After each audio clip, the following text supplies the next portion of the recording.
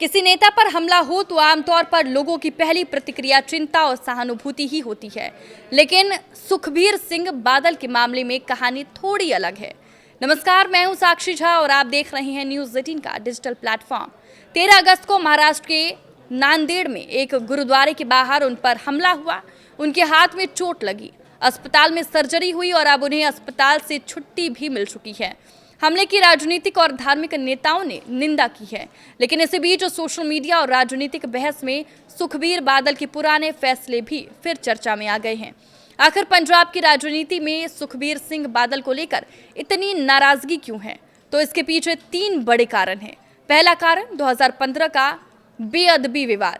साल 2015 में पंजाब में श्री गुरु ग्रंथ साहिब की बेअदबी की घटनाओं ने पूरे राज्य को झकझोर दिया। इन घटनाओं के बाद बड़े पैमाने पर विरोध प्रदर्शन हुआ। इसी दौरान फरीदकोट के बहबल कला में प्रदर्शनकारियों पर पुलिस फायरिंग हुई, जिसमें 2 प्रदर्शनकारियों की मौत हुई। इस पूरे मामले को लेकर तत्कालीन अकाली सरकार और उसके प्रशासन की भूमिका पर लंबे समय से सवाल उठते रहे हैं। यही विवाद आगे चलकर अकाली दल और बादल परिवार के लिए बड़ी राजनीतिक चुनौती बन गया। सुखबीर बादल उस समय पंजाब के उप मुख्यमंत्री और गृह मंत्री थे, इसलिए कानून व्यवस्था और पुलिस कार्रवाई को लेकर उठे सवालों की राजनीतिक जिम्मेदारी भी उनके ऊपर आई। समय बीत गया, सरकारें बदल गई, लेकिन ये मुद्दा पंजाब की राजनीति में आज भी पूरी तरह खत्म नहीं हुआ है। 2024 में इस मामले से जुड़े घटनाक्रमों को लेकर एसआईटी की जांच भी जारी रही। दूसरा कारण डेरा सच्चा सौदा को माफी का विवाद। अब आते हैं दूसरे और बेहद महत्वपूर्ण मुद्दे पर। साल 2015 में डेरा सच्चा सौदा प्रमुख गुरमीत राम रहीम को लेकर अकाल तख्त से माफी का फैसला सामने आया। ये फैसला सिख समुदाय के एक बड़े हिस्से में बेहद विवादित हो गया।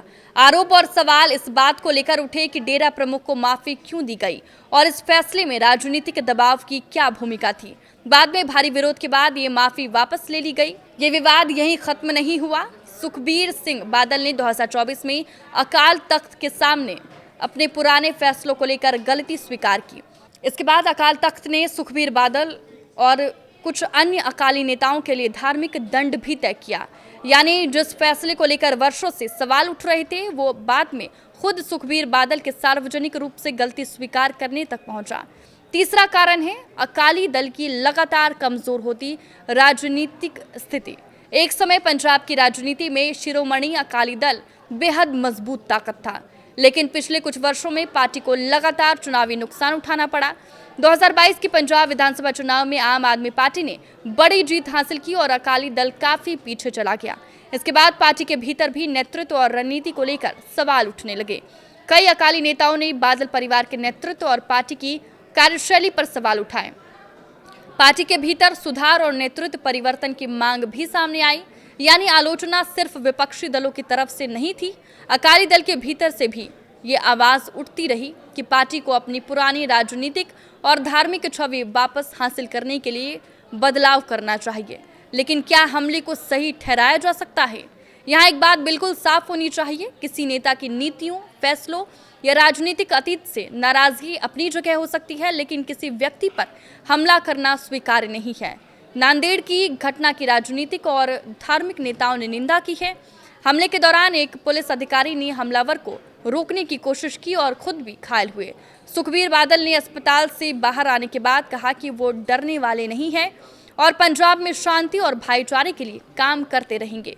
वहीं पुलिस अभी हमले के मकसद की जांच कर रही है, इसलिए हमले के पीछे क्या वजह थी, इसे लेकर अंतिम निष्कर्ष जांच पूरी होने के बाद ही निकाला जाना चाहिए। तो आखिर नाराजगी क्यों? अगर पूरी कहानी को 3 बिंदुओं में समझे तो तस्वीर कुछ ऐसी बनती है। पहला, 2015 की बेअदबी की घटनाएं और उसके बाद हुई पुलिस कार्रवाई, जिसे लेकर बादल सरकार की भूमिका पर सवाल उठे।